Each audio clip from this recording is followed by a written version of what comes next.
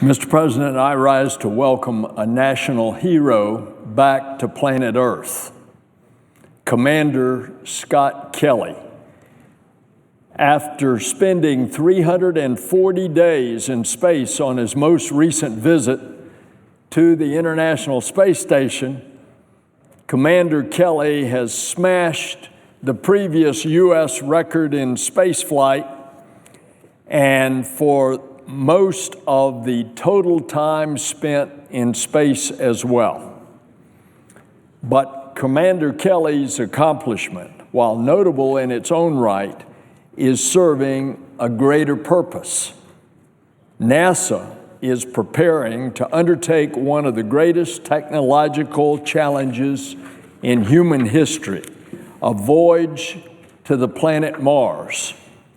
Depending on the alignment of the planets, Mars is anywhere from 35 million miles to an astounding 250 million miles from Earth.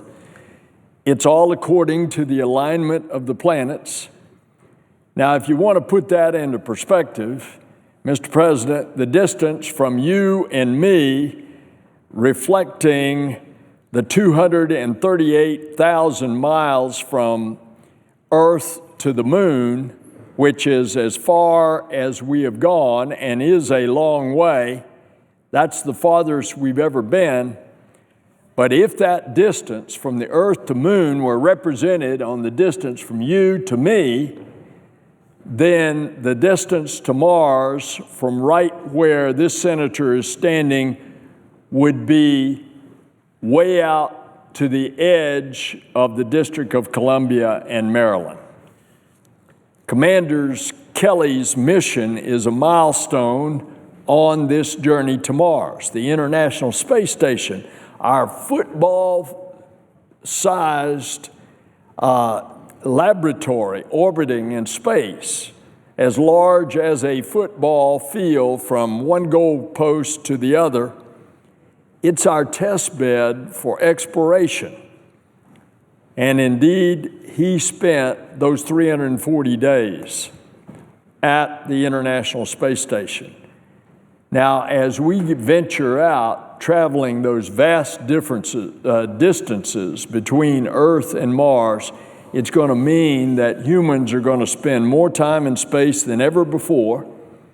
So Commander Kelly's year-long stay aboard the station is an important validation of our ability to live and work in space for the long, long periods of time that someone would be in zero G.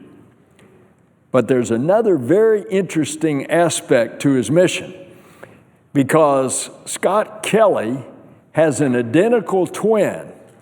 His brother, Mark, retired Navy Captain Mark Kelly, also an astronaut, remained on Earth while his brother was in space, and now he is a baseline to compare the changes in the body and the psychological effects to his brother Scott. This comparison is going to provide important insights into the effects of spaceflight on the human body, and perhaps even effects on the human genome itself. And the more we learn about how the human body changes in space, the better off we are so that we can prepare for the longer and longer voyages in space. But we also gain insights into that fundamental working of the human body that we may never have learned confined to Earth's gravity. And who knows where these discoveries are going to lead? Perhaps to new cures and therapies for afflictions that folks suffer here on the face of the earth. The space station, where Commander Kelly stayed for almost a year, is such a powerful tool for science and for discovery and for exploration. And that is why at the end of last year, we extended the authorization of the space station all the way through the year at least to 2024. And it's also why I'm so excited about the crewed flights from U.S. soil to the space station resuming next year. Next year, Americans on American rockets go to and from low Earth orbit. And once we have the Dragon on the SpaceX or the Starliner on the Atlas V, those crew capsules are going to make regular trips to and from the space station. But we should also be able to expand the space station crew then, because of that regular visitation, from 6 to 7 doing their research projects on board the station, and that means a lot more discoveries. Some people may not appreciate how difficult it is to spend a year in space, but I can tell you it's an amazing experience, but it's tough on your body.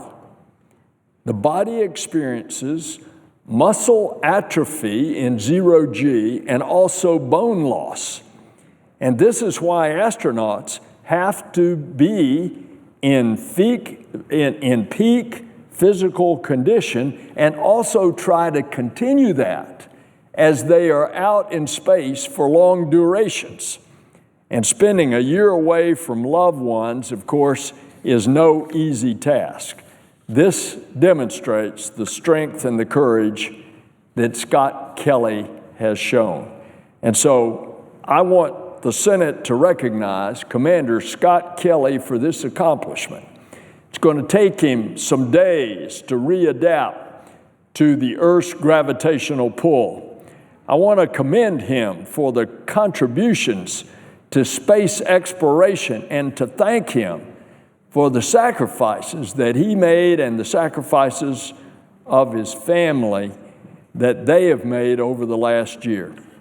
Welcome home, Commander, and thank you for your offering to be a part of this great adventure we call space exploration.